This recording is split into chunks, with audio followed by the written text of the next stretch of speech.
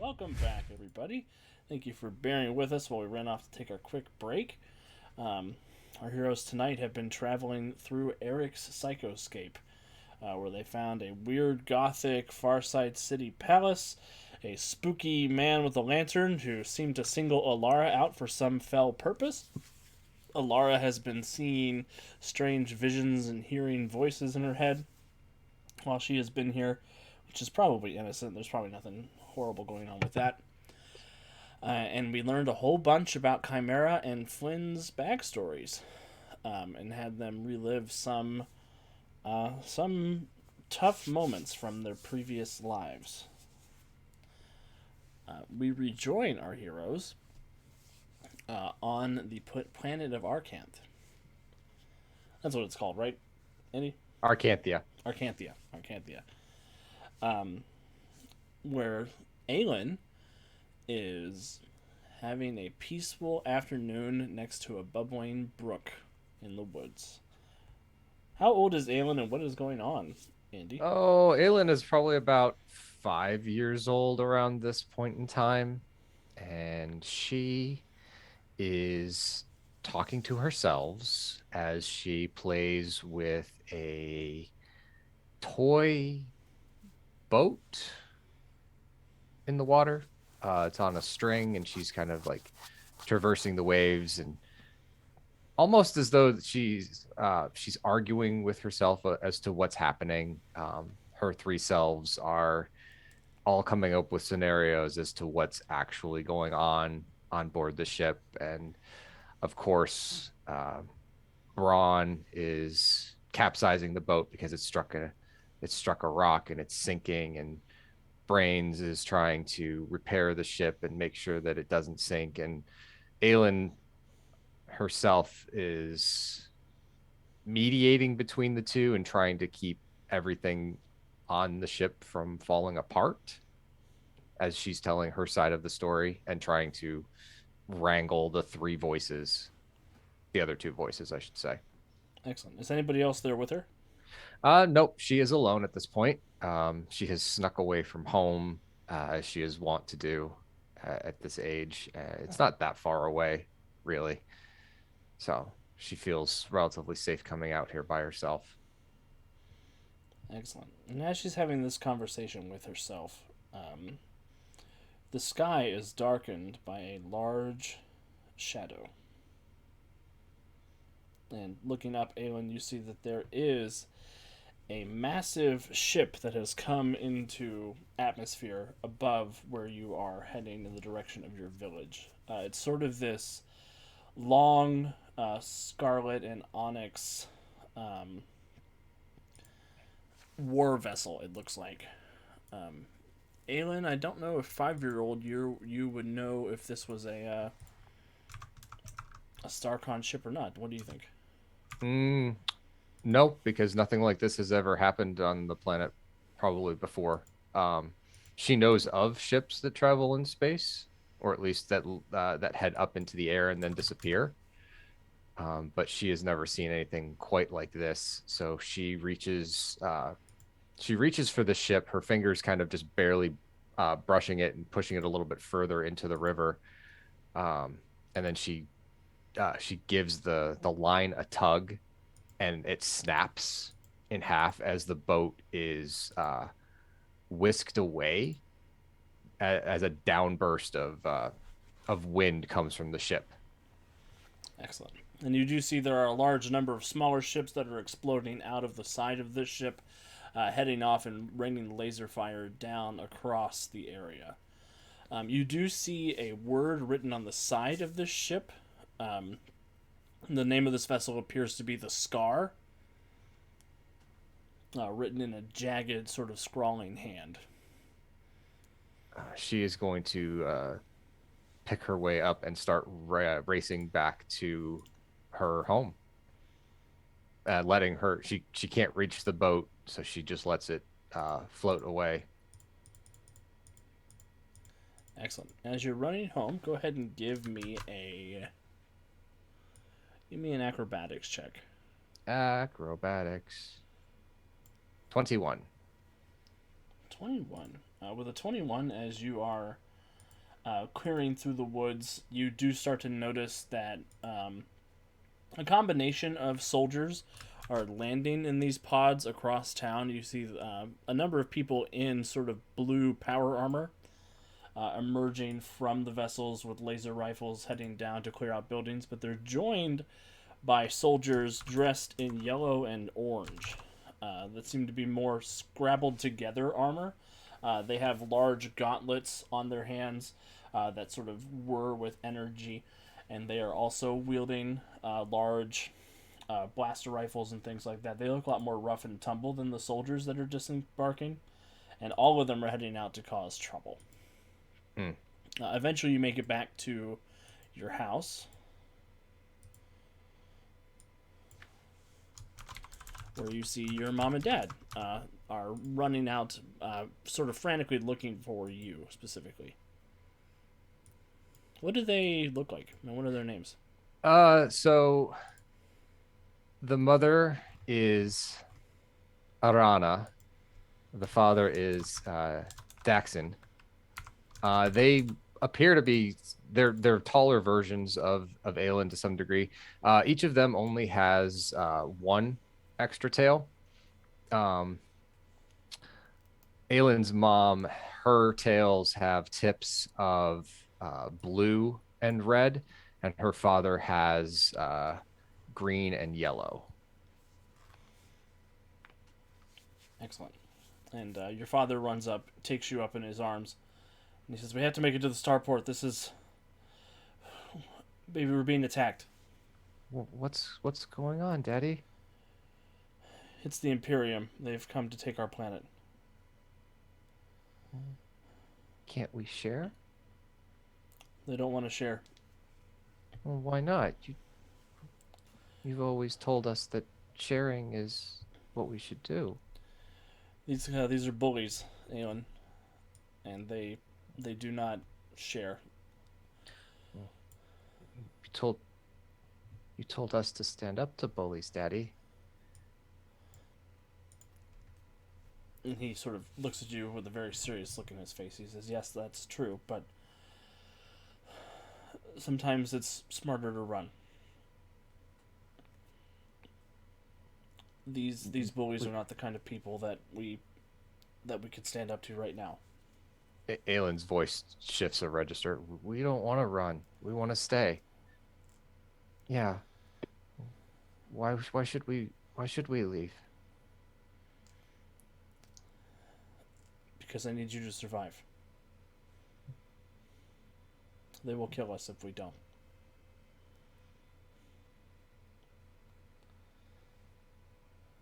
Okay. I know it's scary, okay? Just we have to go. And your dad keeps you in his arms and runs out of the house, followed by your mom. Aylin's voice shifts again. We're not scared, Papa. We're we're gonna be brave, like you taught us to be.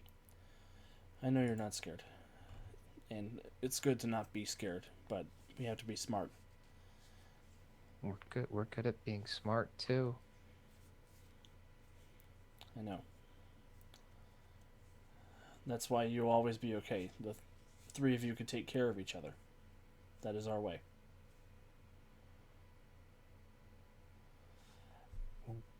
Why why just us? Why not you and Mama?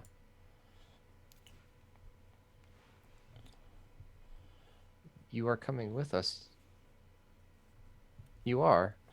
And he sort of gives a pained look back to your mom. He says, "Of course we're coming with you. Of course, we have to get you. We have to get you to the ship first, okay?" We're all going to the ship. It'll it'll be okay when we get there. Yes, of course it will. Right now, it'll be perfectly fine. And he runs you to a speeder, and all of you take off, um, making your way to the starport. What is Arcanthia's? What is the city like? What is going on as you're passing through the streets? Well, chaos, I'm assuming. Yes, yes. um, for the most part, the city that Aylin's parents live in is more on the outskirts of a larger settlement, so kind of like the suburbs, but it's very much like an open forum to some degree. A lot of shops and plazas in open air spaces. Um, a lot of mingling and a lot of places for the Arcanthians to meet and greet and talk, and just share their many personalities, uh, which I'm assuming is all being destroyed at this point as ships fly overhead and bombard the city. Yes. After a few moments of chaos and screaming, you are able to arrive at the starport. Your father leaves the motor running but grabs you out of the passenger seat and runs you to a small craft. The whole time on the way there, Aelin has been watching. She's been looking at her dad. She's been looking over to her mom. And she's been looking up into the sky and at everything happening.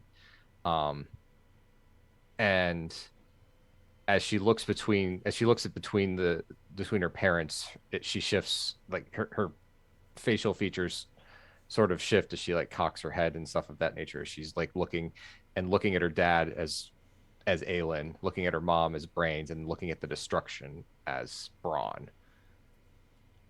Well, that's pretty cool. But he'll take you to a small smuggler corvette.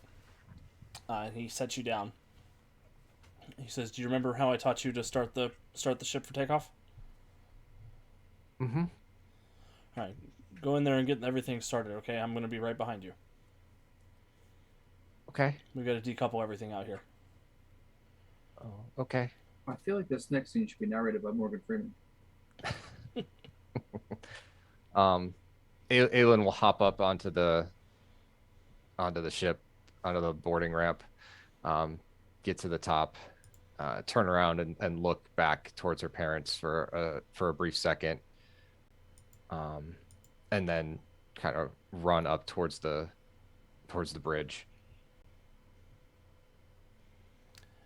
And as you're getting everything ready, Aelin, you do see that the Scar itself lands here at the spaceport, and a ramp opens. Disembarking is this tall, gray-skinned woman with long, flowing red hair, dressed in oranges and yellows, with the same gauntlets that you saw on um, some of the other Ravagers. And she kind of throws a disdainful look around the place. Says, "This is what my father wants, huh? What a shithole." And she looks down and she sees your mother and your father. And you see her see them.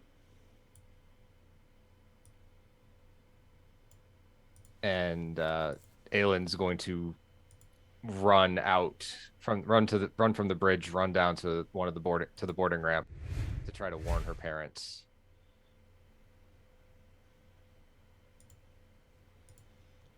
And as you run down, you do see that your mother runs over and leaps forward to attack her with sort of the same clawed gauntlet that Braun uses. Mm-hmm. She jumps forward, but as she does, this woman grabs her by the neck, and you hear the hydraulics activate in the machine as she just crushes her head. Uh, Aelin stumbles, and normally you only hear one voice resonate out of her mouth, and you hear three distinct screams overlap as she kind of tumbles into the ground of the starport, skinning both of her knees. And you see your father run around the side of the ship, and he says, "No, Aelin, get back on board the ship right now." No, mommy, no. And he could split, right? He's going to split into two. Yes.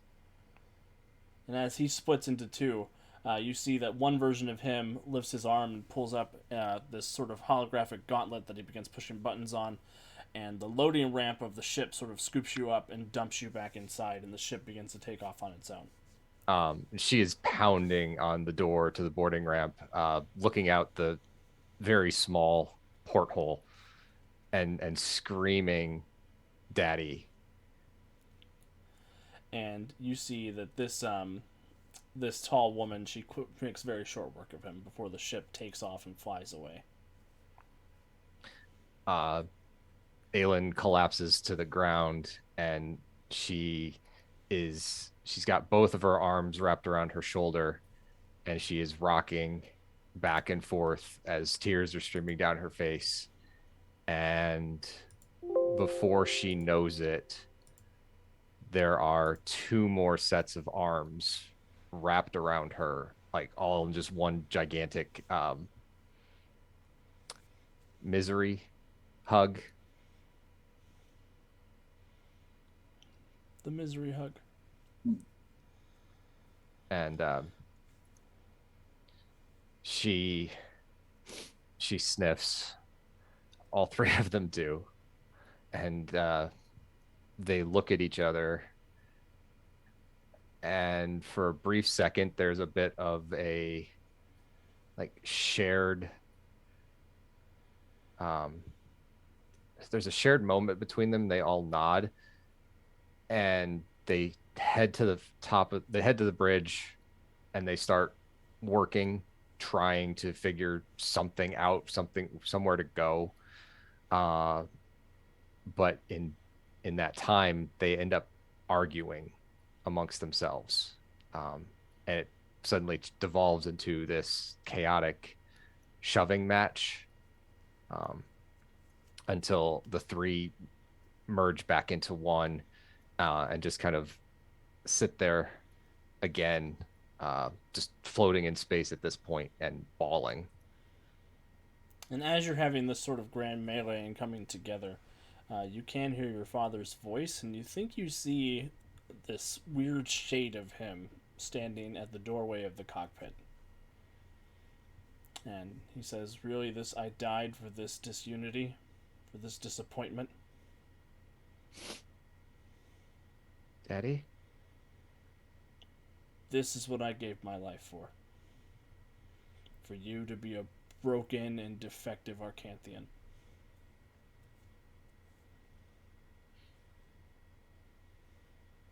We don't think there's anything wrong with us. Our species is about harmony. And you are nothing close to harmonious.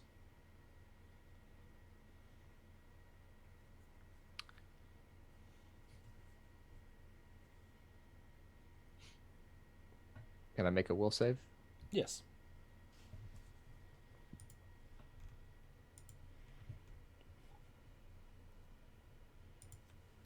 $24. That's pretty good. How do you dispel this apparition? Aelin will draw herself up, and as she does so, she goes from the little girl in the dress and tights to her present form with her jacket and her pants and her thing, and her sisters step out from behind her, and she goes, "We know our father wouldn't regard us in that way. We didn't have time to really learn from them. We had to choose our own path, and we may not always agree, but we do agree that you should be very, very upset that you've angered us, and very, very scared."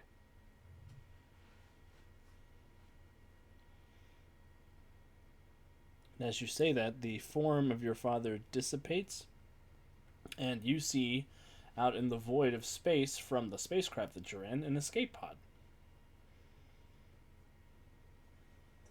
Um, Aelin will sit. All three of her forms will sit at the differing components of the ship, and she will guide it over to the escape pod. Brains will get on the comms and signal over.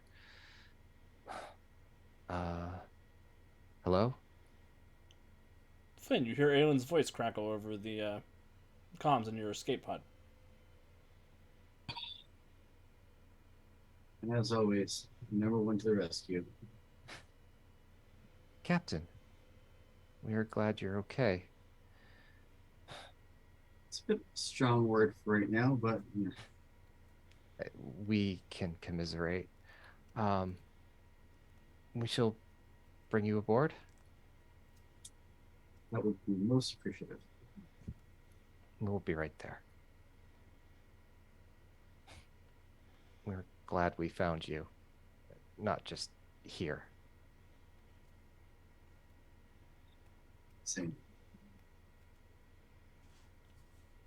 Meanwhile, elsewhere in the psychoscape, Ursa, you wake up in the cryopod.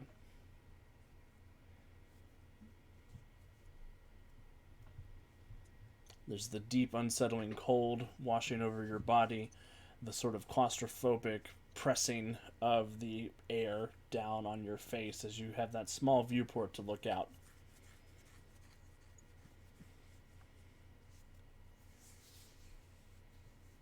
Try to push it open, see if I can get out. You seem to be frozen in place. But after a few moments, there is a hissing sound as the pod opens. And you can see your Aunt Celine standing there.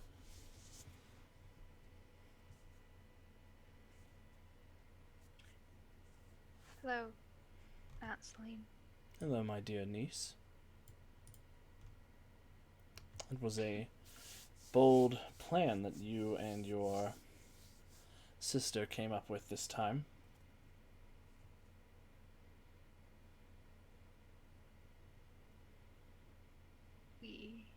We won't do it again, Aunt Celine. I know you won't do it again. Do you want to know how I know you'll know that I know that? How? Because every person who attempted to help you with this is now gone.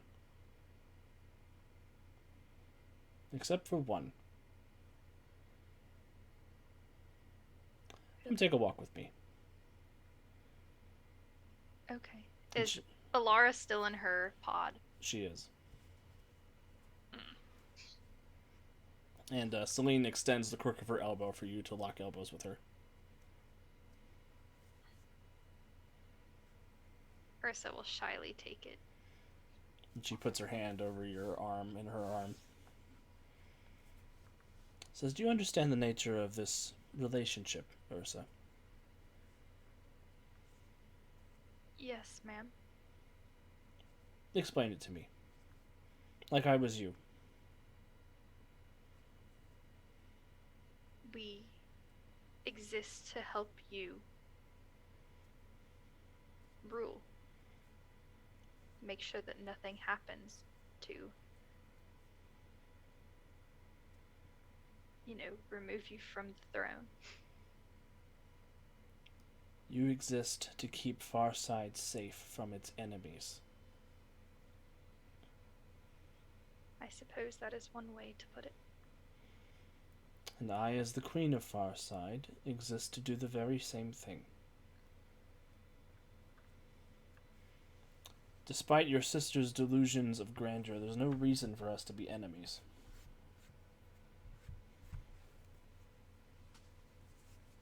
That's the main source of this whole thing. My sister's grandeur. Her delusions of grandeur. Okay. Your grandmother was very sick when she made the decision to pass over me. Sick.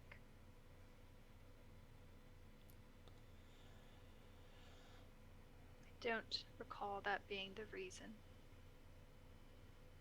She didn't know what she was doing when she made that decision. Okay. And I made the choice right. And I kept the two of you safe because you didn't do anything wrong. You shouldn't be punished for the sins of your mother and her mother. Then why do you freeze us? Because I gave you so much freedom and you threw it in my face. We did nothing to you before the freezing started. But you were planning to. You have no idea what we were planning. I have every idea what you are planning. And you sort of get a headache as she reminds you of her psychic abilities. And you see the moonstone glow, sort of this violet purple on her chest. Oh yes, I forgot about your powers. And she'll sort of look at the moonstone and then look back up at her. I know everything you think, you and your sister both. I know the evil that lives in her, and I know the good that lives in you. She is not evil. She is. You're wrong. And you will see that before it's over. And she's sort of walking you through the gardens of Farside City. What do the gardens look like, Ursa? So The moon because gardens. it's sort of like a fake community, like, because it's on the moon and it's in a pod, it's just very, very pretty, like, royal greenery. But all of it almost has, like, a tinge of, like, fake to it. Like, it almost looks too pretty to be real. So there's like shrubs that are in Lady Lunar's shape, and then there's just huge gardens, and that kind of thing. Awesome. And she takes you from the gardens, and she says, I know you are good, Ursa, and I know that you have the best interest of all the people in your heart. I felt it. Okay. And I want the same thing. I want the most people to be happy and safe here in Farside City. But sometimes that calls for sacrifice. Sacrifice?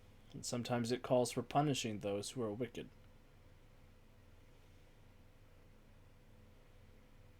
Okay.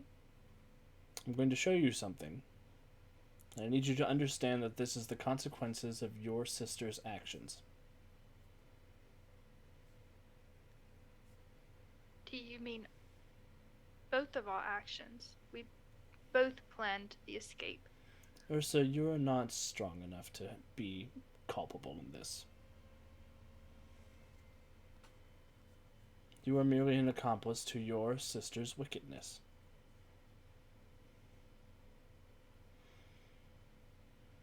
That's what you think of me? It's like saying that a dog is responsible when an owner sets it loose on someone. Jesus Christ. I don't know what Wiki said, but Wiki got all of her messages deleted by the robot and timed out for He a said, second. this bitch. Oh. Wow! Which she's right. Wow! Ugh. I didn't realize it deleted all the messages. Yeah, it says 30 messages were deleted by a moderator. Ooh. I'm sorry, Wiki, the robot's a little overzealous sometimes.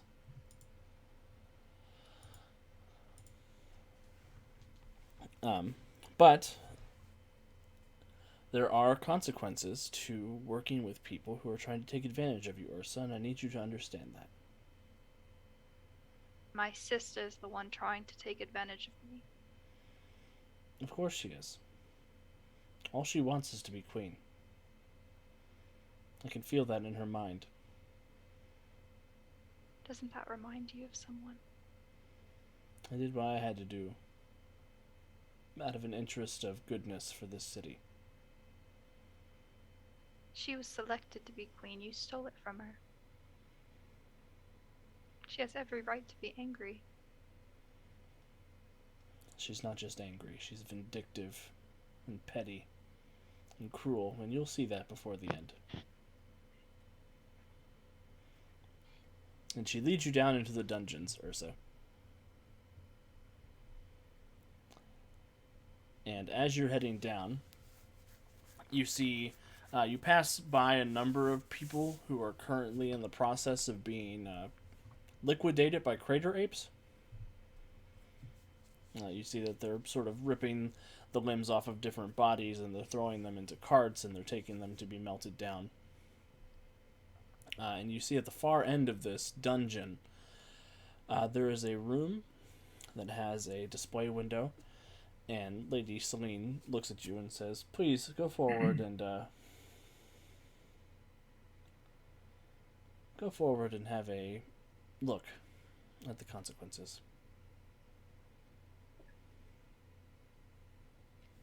Ursa will sort of look back at her aunt and then take a few steps forward to look. And inside, you can see Eric strapped to a table. He has been beaten pretty bad. He has deep scratches across his chest. Some of his side of his face has been caved in a little bit.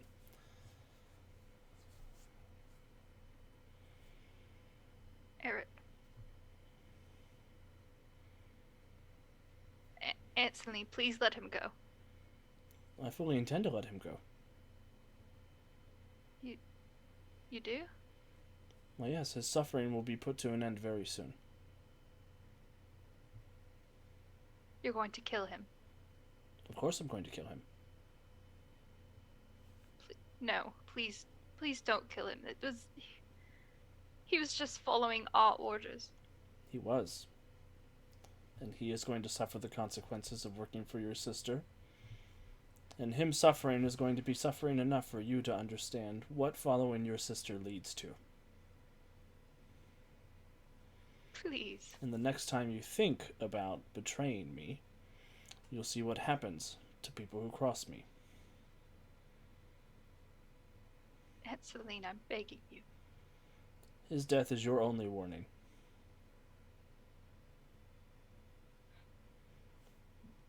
I will do anything, please. Anything. Name it. Come with me, sweet niece. And she takes you out of the dungeon and back into the cryo chambers. And she brings you in front of Alara's pod. She says, "I'll let you decide the consequences of your actions. You could push this button and liquefy your sister. Or I can kill Eric.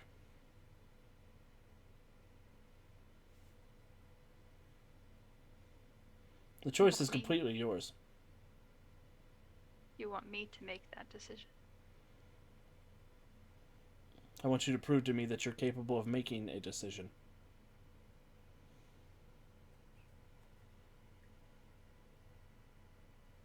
Ursa will sort of stare into the cryopod. Are there windows? Are like there windows? Yeah, there's a window that looks in. Okay, I was sort of thinking like of the Fallout cryopod. That's what I was thinking of, so good. Okay, good. But Ursa will sort of stare into that window for a good minute.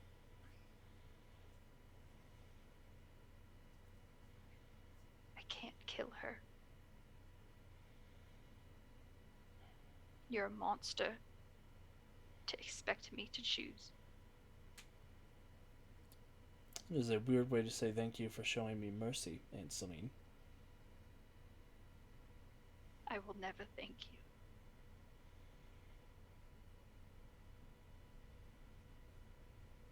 You don't have to. As long as you understand that I am in control. And the next time your sister gets a delusion, you tell her what happened here today. My sister is better than you in every way. And she raises her hand and she will telekinetically put you back in your pod and seal it back up.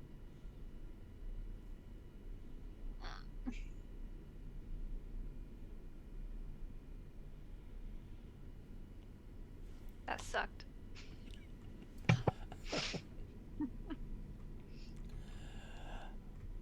Alara! Hello. Oh, well, well. What have we here? A deep subject. So, Alara, you were not witness to what just happened because you were asleep during all that. Yeah. In your cryopod. However, as we rejoin Alara moving through the far side castle, you can see that you are currently in the middle of your breakout with Ursa. The successful breakout with Ursa. Oh, that's the one. Which one?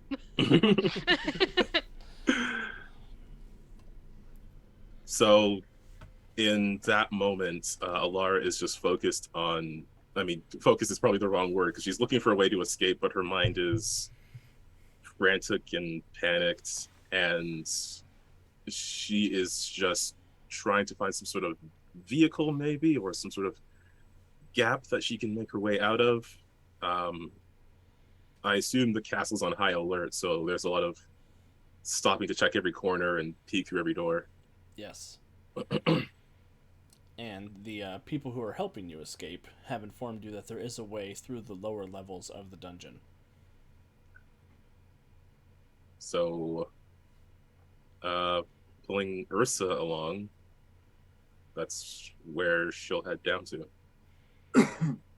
Excellent. And as you're running, as you're making your way down, you get this tug of energy in your mind.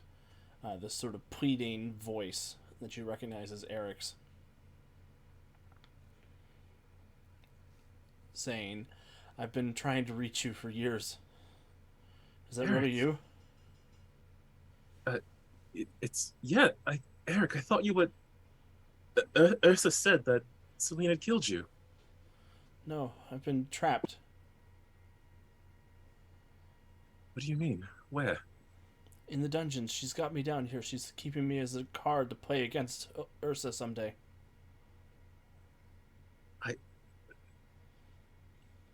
Where are you? In a cell or something? Or just... I can't tell. I can't see.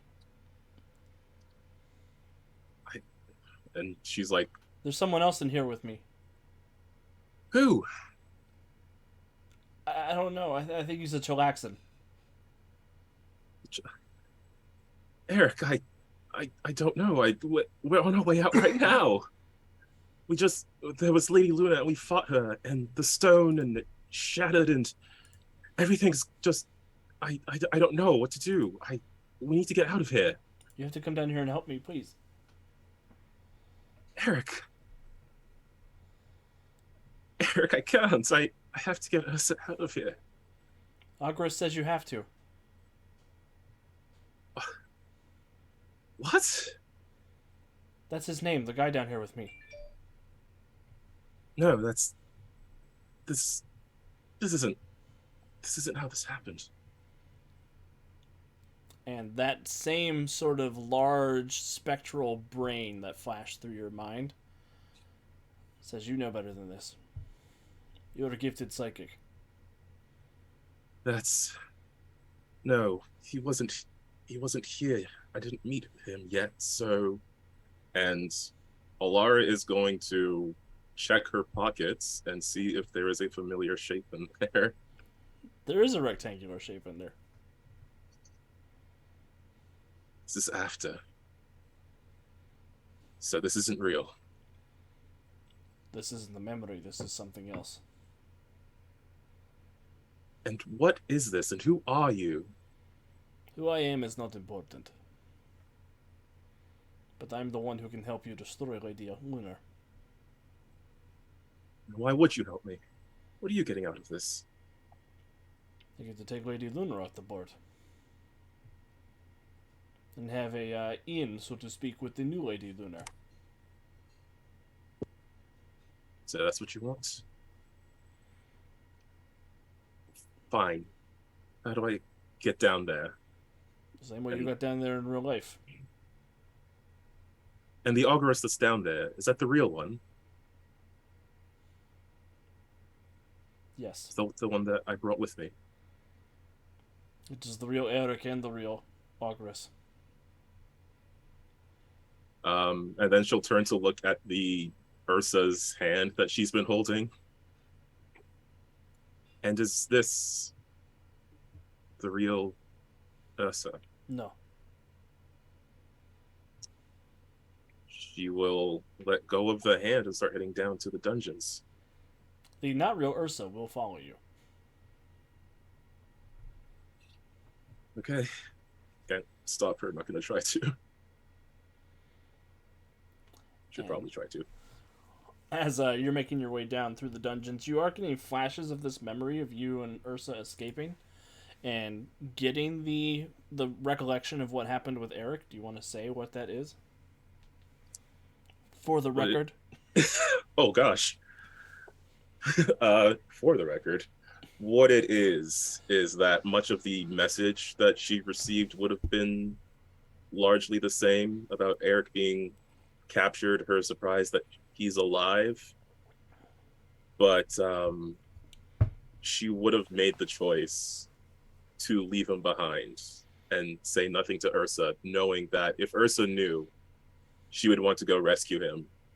And she made the decision that if they stopped to go save Eric, they wouldn't be able to escape. And if they did manage to bring Eric along, then Alara would have to share her sister, which is something she didn't want to do when she had only been with her sister for so long.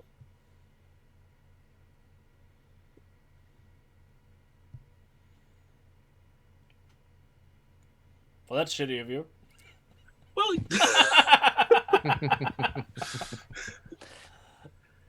indeed it is. And she was hoping that she had gotten away with it. And she thought she did until Eric showed up. But no, they kept that Eric guy alive for some reason. But as you make it down to the dungeons, the brain sort of materializes before you. Still sort of hovering. It is much larger than a Farsighter-sized brain. It's about 8 feet tall. 8 feet long. It hovers off the ground about 5 feet. I thought you were some sort of projection by Lady Luna when I first saw you, but you're someone else entirely. Duh. Very well. You need to be aware that when you go in here, you're going to be faced with something that is not going to be comfortable for you. Well, I'm used to dealing with discomfort, so... I don't think like this. This is the kind of discomfort your sister has gone through before.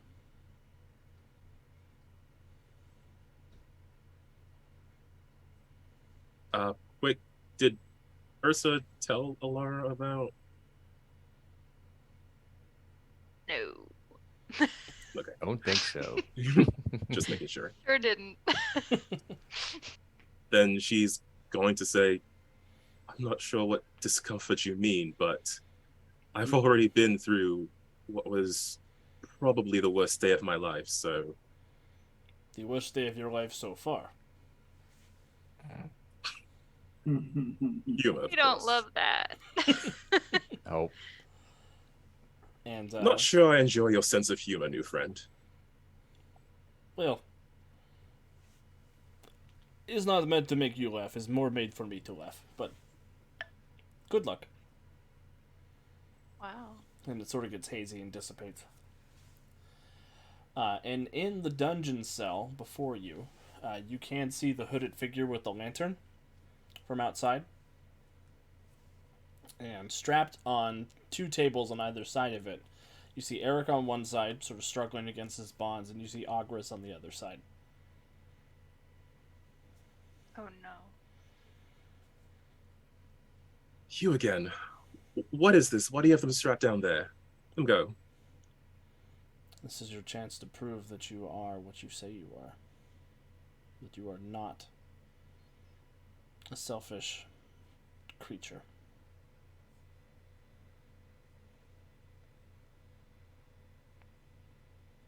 Really? And how am I supposed to prove that? You are in the beginnings of the great romance of your life. Something that your sister was in when it was taken from her by force. A pain that you contributed to when you did not tell her that he was alive. And everything that has happened to him since is in some part your fault. I'm not the one that locked him up.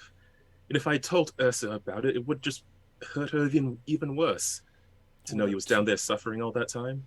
Or the two of you could have used your considerable power to go and rescue him. There wasn't any time. We couldn't have done it.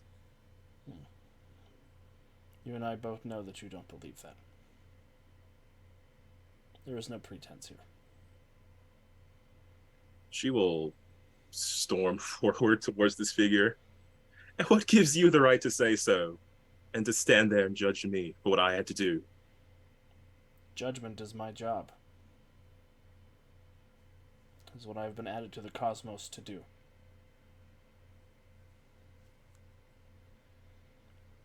Really? And what about judgment of Lady Luna then? She's the one who locked Eric away in the first place, killed our family, destroyed everything in Farside, everything that was meant to be mine. She has judgment coming her way as well. Well, but we're sure, not here to talk about her. Sure, you can't make time.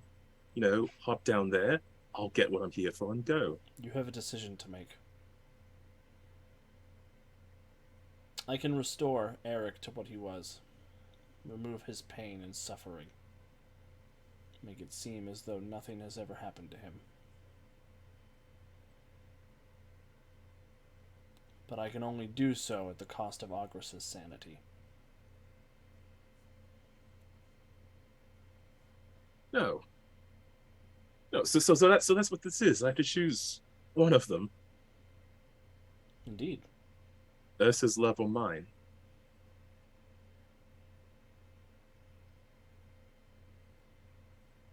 That is the choice you have been making your whole life, Alara.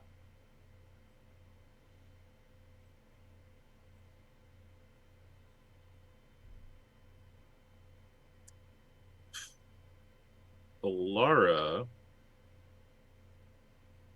is gonna try to brain blast this dude. And I don't know how well it'll go. Probably not at all, but she is going to attempt to mind crush this guy and make her way past by force. By force?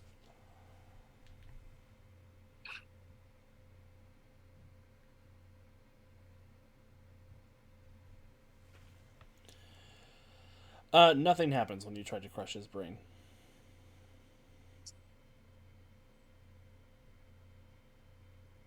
I'm not going to let you stop me. I can save both of them.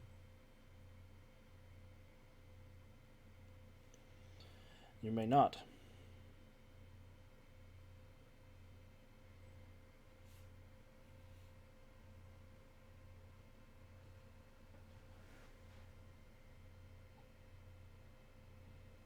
So, this is... Why? Why all of this? Why such elaborate nonsense over me? Whose only mistake was years ago. You think that is your only mistake?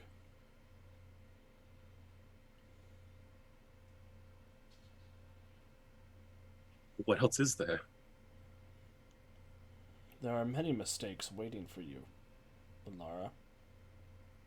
You're going to be a wielder of one of the Preserver Stones. If you think this small decision is one that is beyond you, then I do not know that you will be worthy of that gift. I am already worthy of it. I was worthy by birthright. That's not how the Preserver Stones work.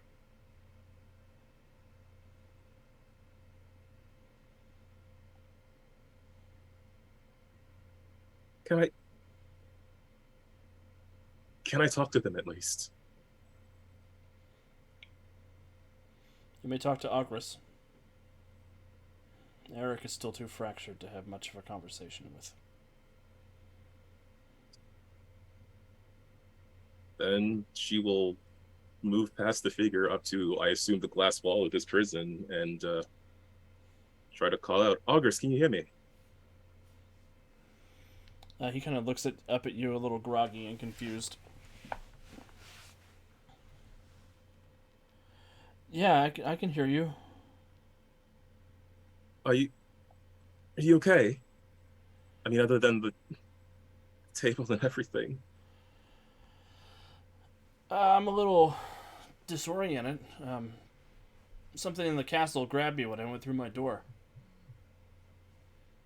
Yes, I think it was this one over here.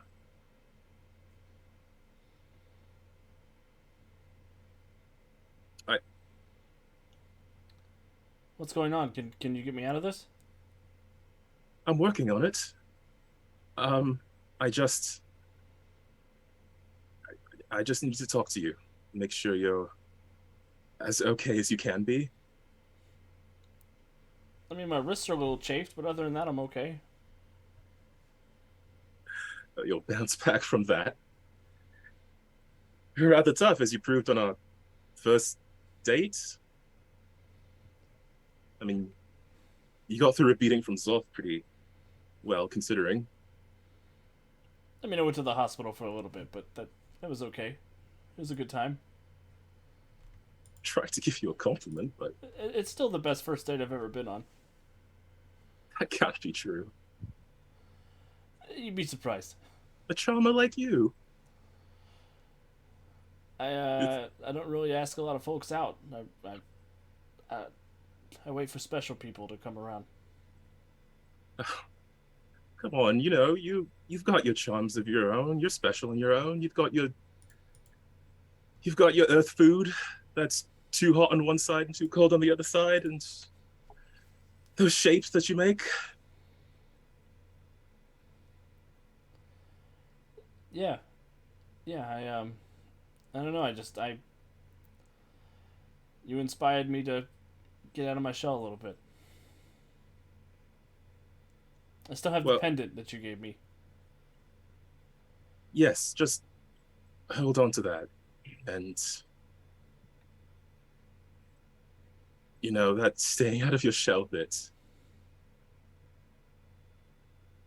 I don't know what's going to happen in the next few minutes. I'm going to try my best to get you out of there as unscathed as I can.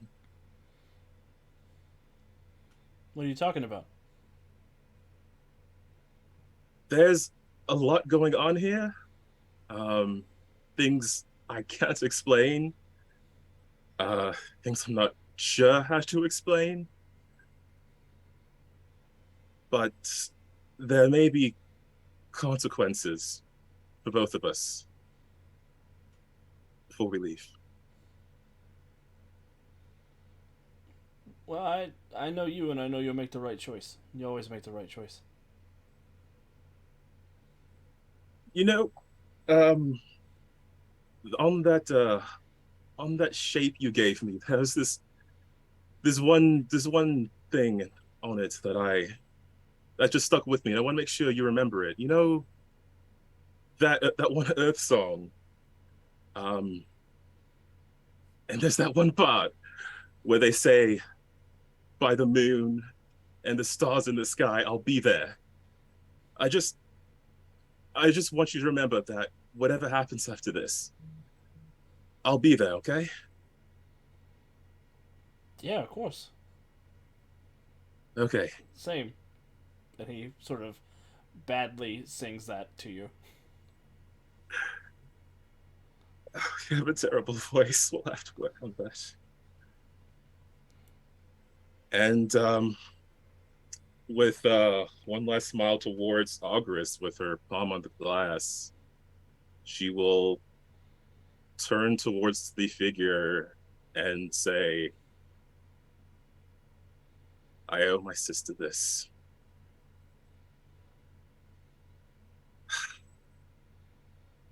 Do what you can for Eric.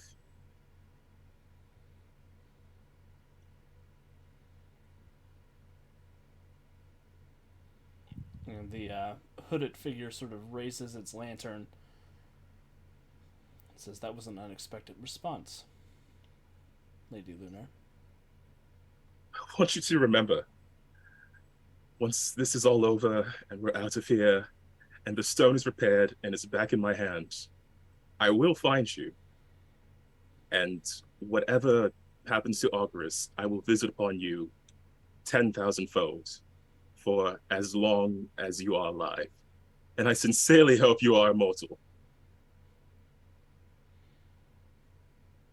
I look forward to it. As do I. And he raises the lantern up, and the green light sort of settles across the room, washes over Auguris and washes over Eric. And you hear a brief cry of anguish from Auguris' side of the glass. And then you hear Eric scream as well. And after a moment, he sort of sits bolt upright and looks around, confused and dazed. But the glass on his side opens, and he is free to join you, Alara. So I'll beckon for him to come forward. How does Auguris look? He is still. He's not moving.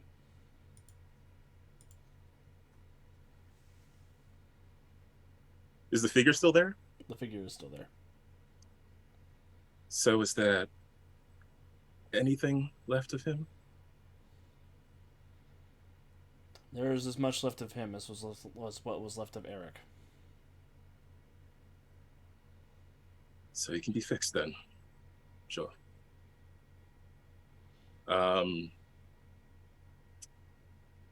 She'll look over Eric for a moment, make sure he's at least okay for this space, and Auguris is still locked away, right? Or is that door opened as well?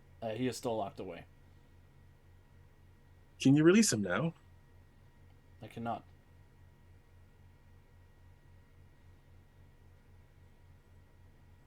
So he'll stay down here, your prisoner. My patient.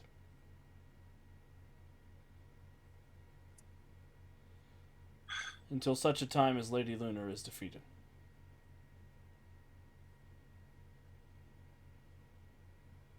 Well,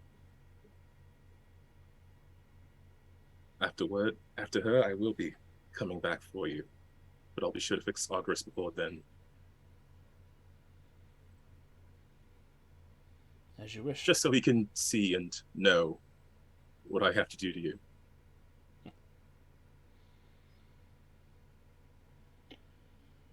Okay. Get back to your allies. Indeed, I should. Eric, if you can move, let's get going. Yeah, of course. And he sort of stands up, and he says, Alara, what's happened? It's been a long time. Yes, I owe you an explanation, and likely an apology. Well, more than likely, but not here. Are we still in the palace? In a way. We're not in the palace. Look, let's just get going and find our way back. I don't want to be here much longer. Fair enough. And he will follow after you. And after a moment, the robed figure will emanate out of the room with Auguris in it, and he comes forward, Uh, bathing you and Eric in darkness, he goes and grabs Ursa out of her cryopod and grabs Chimera off of the streets of Starhaven and brings you all back together in front of the castle.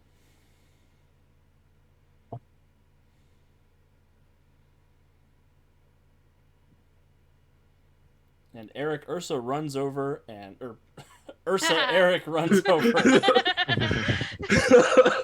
and gathers you up in the biggest hug you've ever gotten. Eric, you're alive.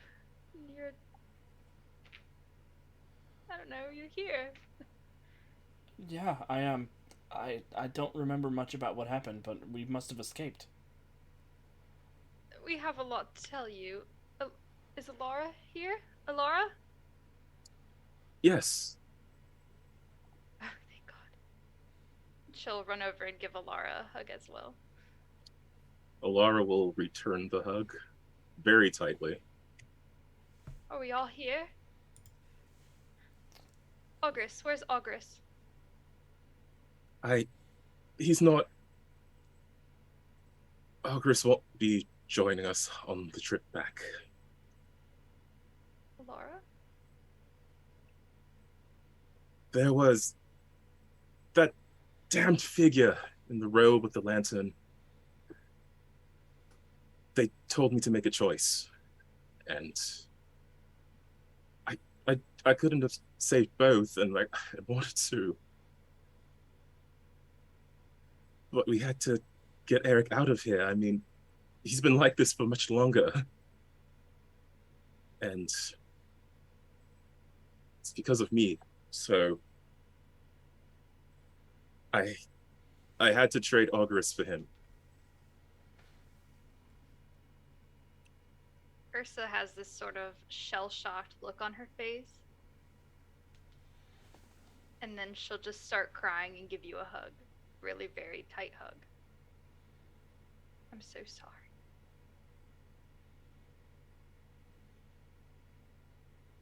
Yeah, Alara doesn't really have words in this moment. She's just crying into Ursa's shoulder.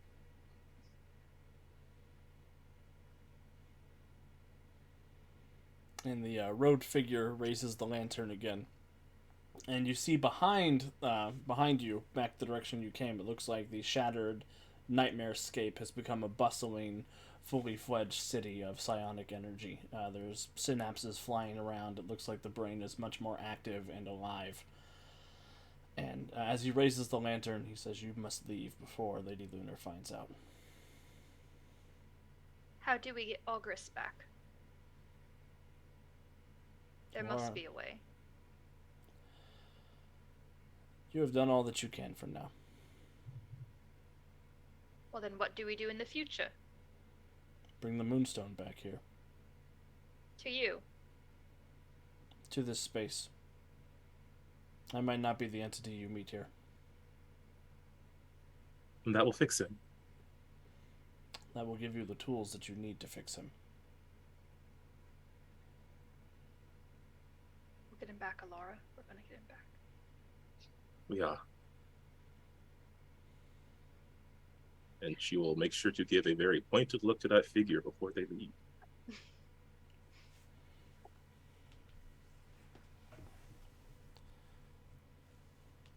Excellent. And as you make your way out of the psychoscape, the group is able to head back to the insertion point where you can take off your helmets and wake back up in Angelique's room. As we do so, right before we do that, Aelin everyone else has probably walked out of the scape, and Aelin turns back to the figure. Who are we to you? You called us Trinity. We are only known by that name in a different context than we think you meant. I see you in both lights. The good that you do, and the fracture in your soul.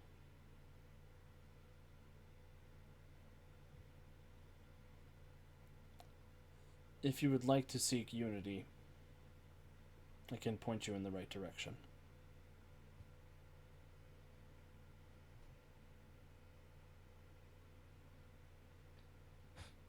Well, unity comes in many forms, we think. We would be at least appreciative of a starting point. Remain in Starhaven for the time being. Your opportunity for justice comes on swift wings.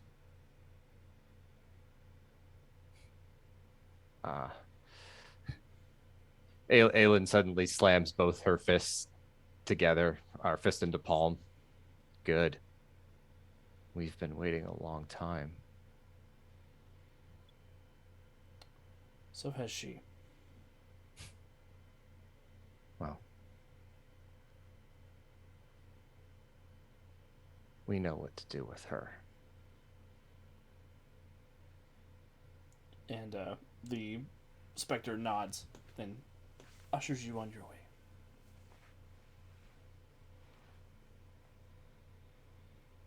And as everybody returns to the real world, that's probably a good place to call it a night for the night, I think.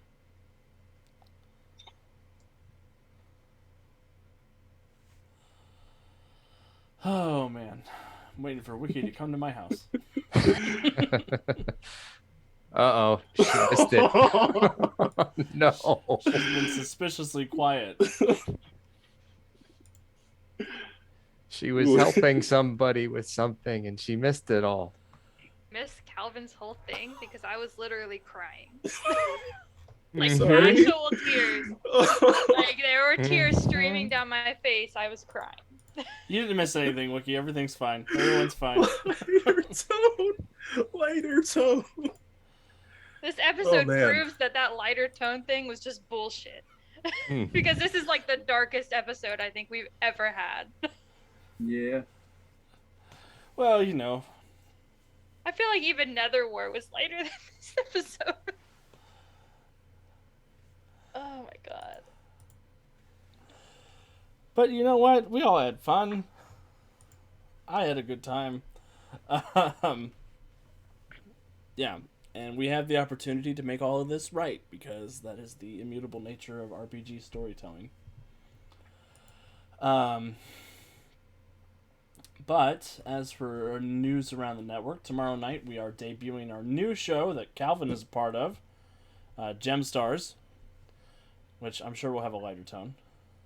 I'm going to keep everybody's hero points at the same, because this was one of those episodes where we didn't do a whole lot of rolling. I don't... Wiki, you don't have to. It's okay. Oh. That's nothing. On Thursday, we have a new blog post coming out. Friday, our new episodes from YouTube will be up on the website, and the next Monday we'll be back here again, same bat time, same bat channel, for more Guardians of Haven. No, next week. No. Not. It's a different bat time. We're starting at 8 p.m. next week. Yeah, Yes. that's my fault. 8 p.m. Eastern Standard Time, 5 p.m. Pacific Standard Time. I forgot about that already. It'll be Labor Day, and Kat has to work, so we're starting a little bit later.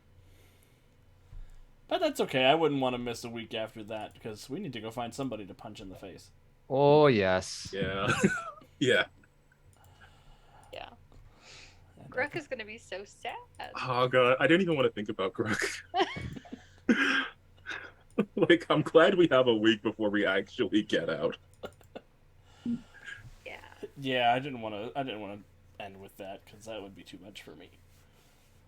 I'm going to give everybody a chance to say goodbye and plug anything they want to plug, and then we'll get out of here for the night, starting with Kat again. Okay. Thanks for watching. That was awful. Had a great time. I don't have anything to plug. Up to Jonesy. Thanks for tuning in. By all means, do all the internet things. Yeah, nothing to plug. And with that, I will turn it down to Calvin. Okay. Yeah, this was a pretty heavy episode. But I am just super grateful that I get to play this game with a group of people where, I don't know, we get to do that kind of thing. And we also get to do the cool superhero punch-up stuff. I don't know. I'm just glad I have a group of people I can do that with and feel comfortable RPing that sort of thing with. It's a very good feeling. Even if our characters aren't feeling super good right now. But also, as was mentioned, Gem Stars starts tomorrow, and I'm very excited for that. I've been super excited for that for a while. So yeah, really looking forward to the lighter tone of that show. And also on the Win with Dice channel, we took a break off the podcast for a week, back looking at more Pathfinder stuff, and the gaming streams are still going on. Gonna wrap up Outer Worlds this week, probably. Question mark. Question mark. I don't know. Yeah, if you've been watching that DLC that I've been doing, that big mystery that is confusing me, and I don't know the end of. Maybe it'll be this week, but we'll see. And with that, I'll pass it to Andy. Yep. Everyone, thank you for joining us for this very heavy and fulfilling RP episode. I really, really enjoy the interaction that we have together, even when we're apart like this. I mean, everyone got their moment to face their past and kind of unveil some of that to the rest of the group here. And I thoroughly enjoyed everything that we did tonight, even if I'm still sitting here like, Alex. So if you enjoy what we do, like episodes like tonight, come back, join us live again next week. If you're watching on YouTube or video on demand, think about joining us live if you get the chance. If not, we are eternally grateful for the fact that you watch at all. So keep doing what you're doing, please, and recommend us to a friend if you like it. And with that, I'll pass it back up to Kevin. Emotional responses are not very efficient. We should all strive to be more chimera-like in our interactions going forward. Just kidding. Just kidding. Yeah, boy, these guys are all wrecked. It's terrible. See? It's nice to be a robot. Ow! It's like I feel nothing. I feel nothing. No. This is a good. I mean, this is a great. It's a great group. It's a great game. I'm having a blast. Hopefully, you are too. Exciting new show kicking off tomorrow. Our holiday hours next week. That's got to be interesting, right? So yeah, all kind of good stuff. Hope to see you next week. And over to Alex. Yeah. Thank you everybody for going on the journey with us. Thank you, my players, for being such good sports, even when things get bad. I appreciate all of y'all's flexibility and willingness to roll with the punches. That really makes a big difference as a game master, knowing that I have players who are mature enough to handle tough content. Sure. Even when things get fucking, Alex, like Wiki says. Thank you, everybody. We will see you next week. As always, please make good choices. Be good people.